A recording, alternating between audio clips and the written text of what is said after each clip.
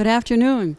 This is Susan Matson, and this afternoon the Master Gardeners are out here visiting with Larson Honey.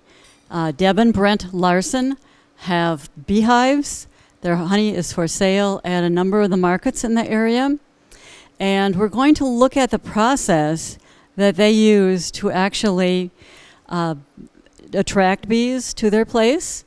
Brent also might want to talk a little bit about where the hives are located. I know that they might have had a new area this year where they might get some different flavored honey.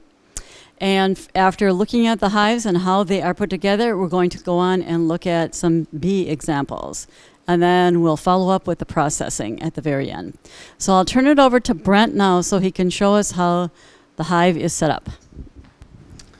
Okay. One of the things when you're driving on the road and you can see beehives out in a field or out in a yard, and you might want to wonder what's inside of them and how they work. Typically in April, early April, you will be able to buy package bees. Package bees come in 3-pound and 2-pound sizes. They normally are in a frame like this, and the bees are inside there, and the queen comes in her own little cage, and she's set down in there separate from the bees. The bees can be around her, but she does not fly around in the cage. So when you pick up your package, usually you'll pick it up from a dealer. We usually get bees from Malacca or Hackensack, Minnesota, where they come in. So we'll pick them up, and then we bring them out to the field, out to our hives out here. We'll usually have what is called a super. These two boxes here are called supers. Some people call them boxes, but the name for them is called supers. So when we bring in the package here, we'll bring it in. We'll open up the hive. And what we'll typically do is take out about 5 frames out of here. And once the frames are taken out, there's 2 different ways that beekeepers will put the bees in. Some beekeepers will take them and they'll shake all the bees into the supers like this, which it's a little bit rougher on the bees. We've done that over the years and have had some problems them staying in the hive. And so what we'll try to do is gently get the queen out, set her inside here, and what we'll do is we'll put the box right inside there with them. And then we'll come back a day or 2 days later, and all the bees that were in this box will follow the queen outside into the 2 supers. Now, after mid-April to about late May, early June, the bees will live down in these 2 boxes, right down in these 2 supers here. And what they're doing at this time, you'll see out in the field, is all you'll see is these 2 right here sitting there. These 2 boxes are for the queen so she can lay her brood, her eggs in there. Typically the queen will lay anywhere from 1,500 to 2,000 eggs a day inside these boxes. And so what will happen is she has attendants that follow her around pretty much all the time. They'll be feeding her. If she starts to slow down, they nip at her a little bit. They keep her moving to lay more eggs continuously in these first 2 boxes right here. We're also in early April and May in this part of Minnesota. There's not a lot for them to feed on to go out to collect nectar or pollen. So one of the things that we have to do is we feed them kind of a ProSerp or sugar water to keep them alive during the first 2 months. Because of the cold weather, if it gets into the 30s or 40s, they'll cluster up in there and they won't move that much. So we're hoping that we get nicer weather. Bees typically will not fly until it gets to be about 55, 60 degrees out. Then they'll start coming out to forage. So what we try to do is we'll fill up a jar like this maybe a couple times a week, and then we put this right in the end down here. It fits right inside of here, right in there, and the bees don't have to come out of the hive. They just come right there, collect the sugar water, collect the nectar, or collect the pro-source feed, and then they'll bring it right back up into the hive so they don't have to leave the hive. So our main goal, April and May, is to try to keep the bees alive, number 1. Second one is hope that they start building up, because coming early June, when we start to get more flowers, the apple trees are starting to blossom, cherry trees, choke cherries, all these things are starting to blossom and move. So what we'll do then is when we sense that there's going to start to be a buildup, we'll come back And the first thing we'll do is typically we put on what's called a queen extruder. In here, we'll lay it right across here, right across the top here while the bees are down in here. This is to prevent the queen from coming up into the next supers. The other bees can slide through the little panels here, but the queen cannot get through there.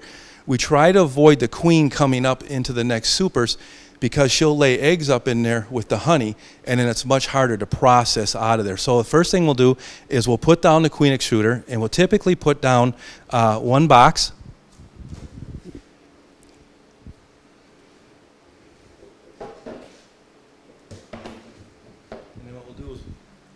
And what we'll do is we'll cover it right back up. Now we've got the third super on. This is one that the bees will start putting away honey in here. Once there's a nectar flow on, they'll start producing more.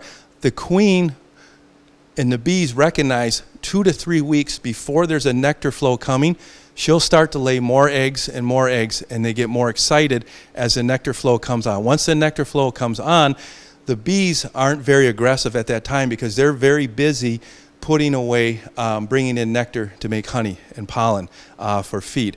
So this here box will go, we'll check it maybe every couple weeks to see where they're at in the processing. So when we open it up, the next time around might be like the end of June, early July. We're taking a look, and what we're looking for is different things in the hive at this point. If there's new white capped honey, then you know that they're building and they're moving forward with it. So then what we'll do is we want to continue to stimulate the hive. We want to continue to make them produce more honey. And if you don't put on another box and they pack this with honey and the bottom is full of all of her brood down here in these two boxes, what they'll do is they have a tendency to swarm. And as a beekeeper, you don't want your bees to swarm because then you lose your honey production. If they swarm, half the hive will leave with the queen, and then she'll leave what's called behind queen cells, and then they'll have to start all over again. So it really slows the process down. So you want to avoid that. You want to give them a lot of room out there. So then when they get this high, what we'll do is we'll put another box on.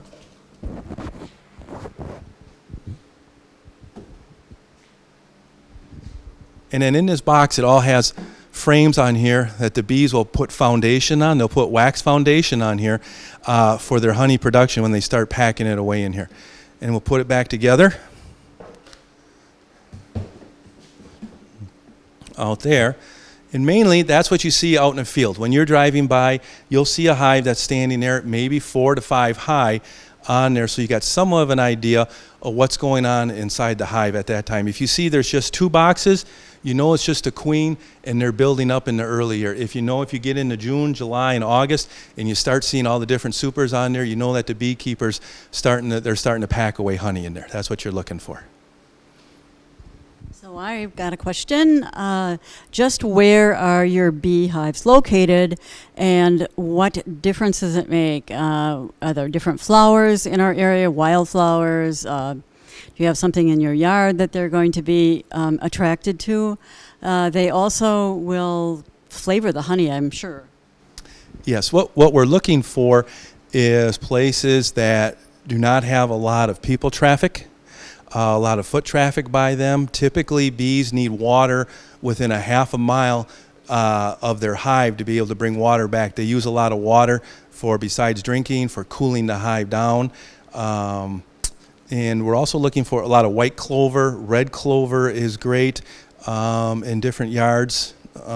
We have one place where there's an apple orchard.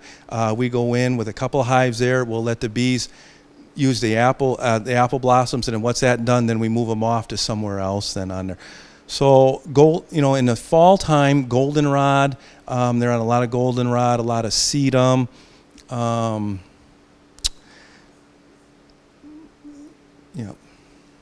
Can you tell the difference in the different tastes of the honey? Yes, you can.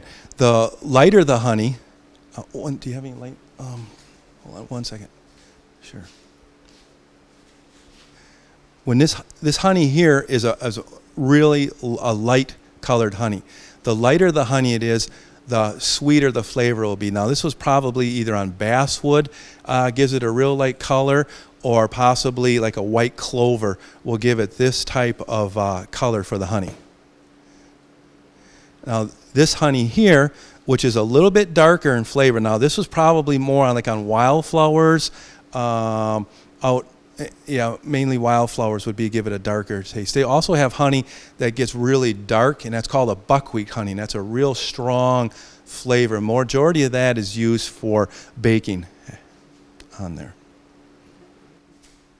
So now we're going to move over to where we have some bees in, I guess you would say almost like a little cage that we're going to look at, and then we'll move into the processing. Now we're looking at an observation hive. An observation hive is used typically at farmers markets. We've used it at schools, homeschooling events, 4-H events that we've used this at. And what it allows, people have a real interest in seeing the bees close up, and they don't have to worry about getting stung most of the time unless the bees get out. And that's happened maybe once to us. So what you're going to notice on here, though, on a close-up, is that the bees have put in some honey, capped honey, right on the edges here. Is all capped honey right through here, and some over on this side here, on here. Normally we don't try to get the queen inside the observation hive because we try to leave her in the large supers. But what we'll do from time to time is we'll just pull out a frame and take it to educational events or farmers markets. And it's more of a conversation topic to allow people to get close up to the bees and get a good idea of what they're doing here. We're going to look a little bit at spinning honey, opening up frames. One of the first things when you're spinning honey is that you need a good capping tank. This is where we'll cut the frames right here. The end caps will fall into this tank here, and then they'll drain out, and they'll come back down here in the end with a bucket there. And there we'll take the frames, and then we're going to move them into the spinner, and then we'll run that. So we're going to open up a frame right now that's full of honey. One of the things that you'll notice in the building here today, we keep it at about 80 to 85 degrees inside the building here so the honey flows. If the building was the outside temperature in the fall, the honey wouldn't flow as easy. So one of the main things to do is we try to keep it as warm as possible in the honey room here. So when we open up the frame, what we're using is a hot electric knife to open up the frame on here.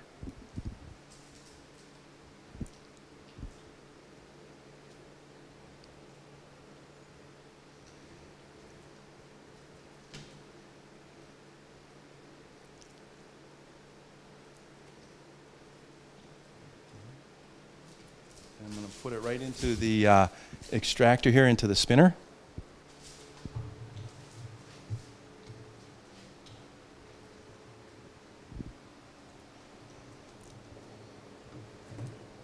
Okay, looking into the spinner, you see several compartments where the frames would be fitting in. And in a few minutes, we'll start the spinning process.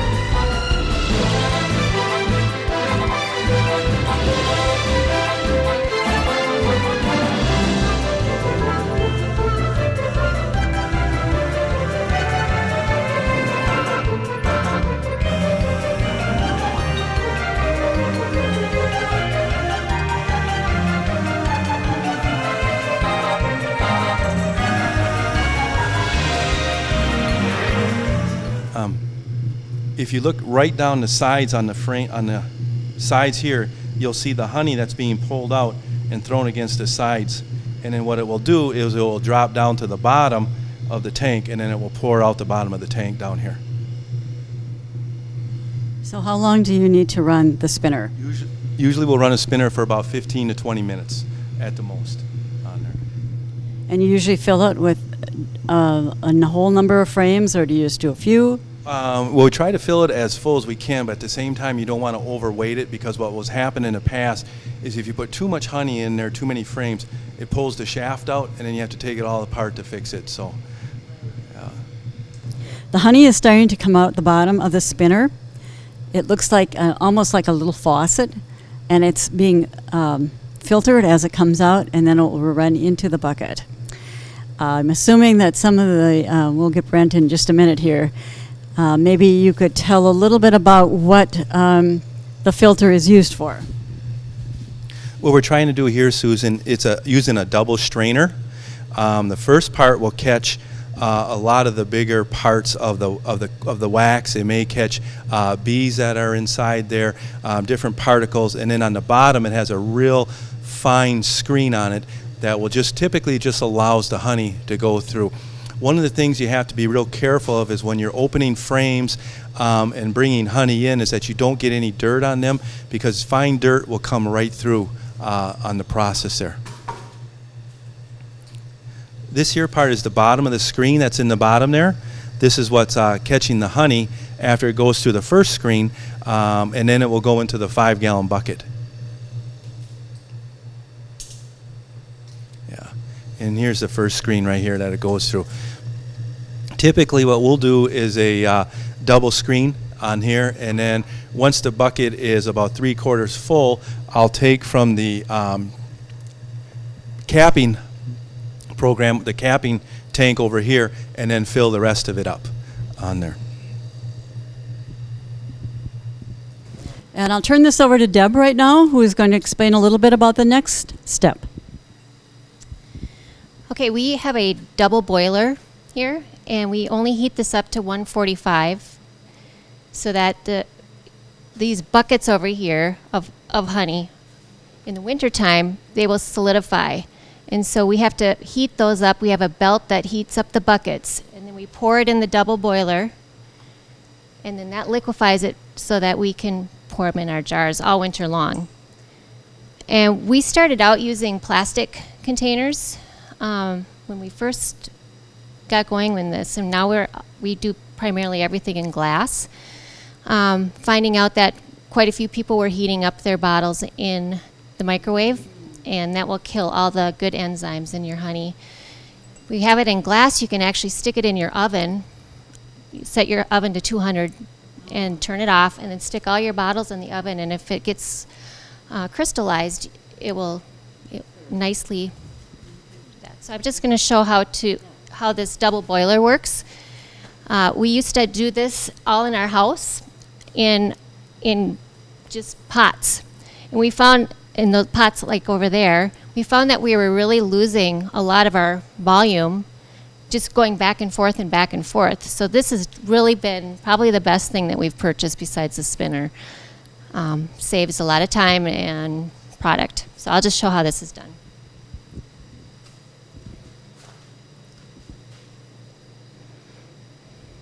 So the honey, when it comes out, is absolutely clear, and there's no little bits of anything in there, no wax, no. It's already been filtered, and it's all set, and it's been heated. Is all the honey heated? No. When it first comes out of the spinner, we can just pour it just like that. But this is mainly for the honey from the wintertime. Okay. So from now, we're going to go over and look at some of the final products that they've made. And those are over here. Deb has a number of their products here on the table, and she will show us everything from the wax to the finalized honey. Okay, so once it gets to the farmer's market, we try to set up our table so that it's presentable, and we put stickers on there with our phone number and address, and we sell by the quart jars, and these are 8 ounce. We have pint jars, and then we have these little, Brent calls them shooters.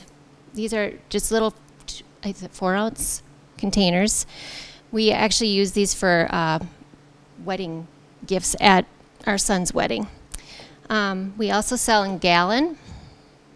We get quite a few people that are baking lots of bread, and they'll get gallons, and sometimes they even get that when it's crystallized. And then we also have honeycomb, which we just started doing the last couple years.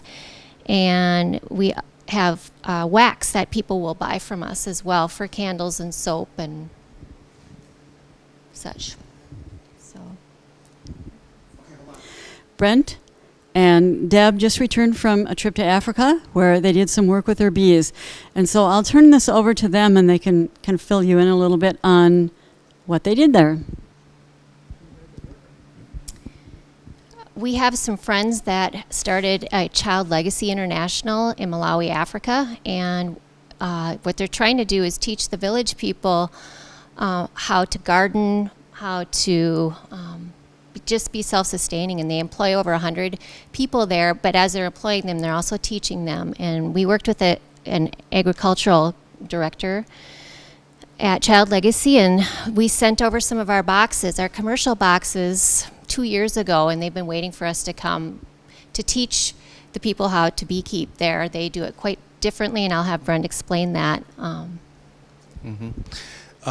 Bees in where we were at in Malawi, Africa, are kept in about 3 different ways.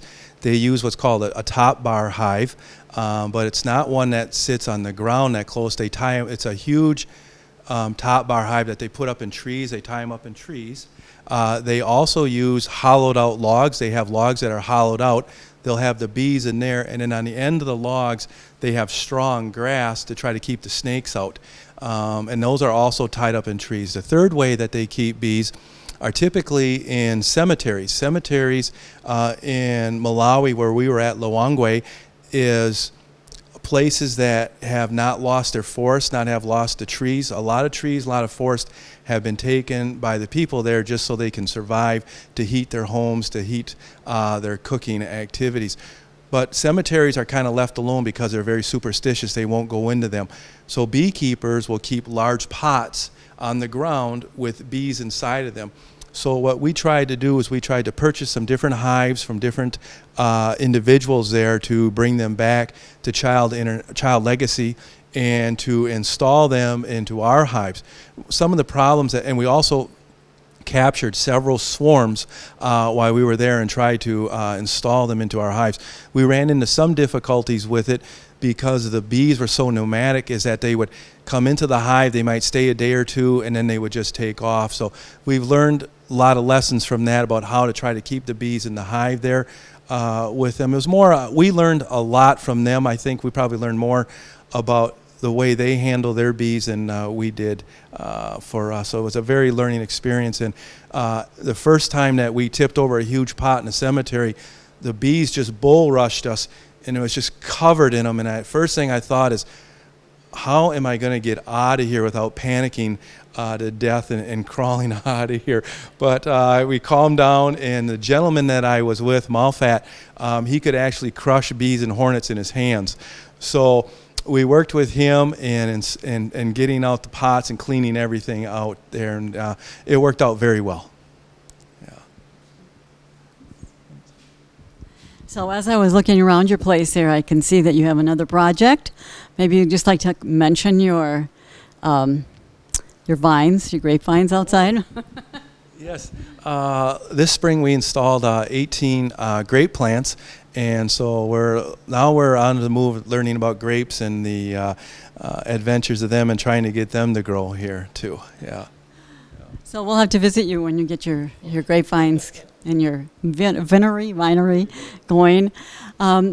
You can, yeah. You can visit with Deb and Brent at the Farmers Market in Wilmer. You can tell them, because Brent will be very distinguished, usually as wearing his bee suit, and so his black and white bee suit. The bumblebee suit. Wanted to mention one more thing for those of you that are really interested in learning a little bit more about our native bees. We are sponsoring, the Master Gardeners are sponsoring a presenter on October 19th, a Monday night at 6 o'clock. We'll be on the Midwest campus at the University of Minnesota Extension Building. It's a free presentation. It's Crystal Boyd, who is an entomologist. She will talk about native bees and allow you to ask some questions.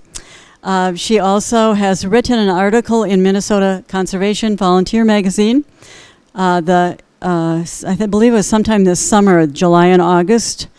So if you're interested in reading a little bit more about Crystal's experience with our native bees, that's a good place to start out. So we will see you hopefully at Crystal Boyd's presentation.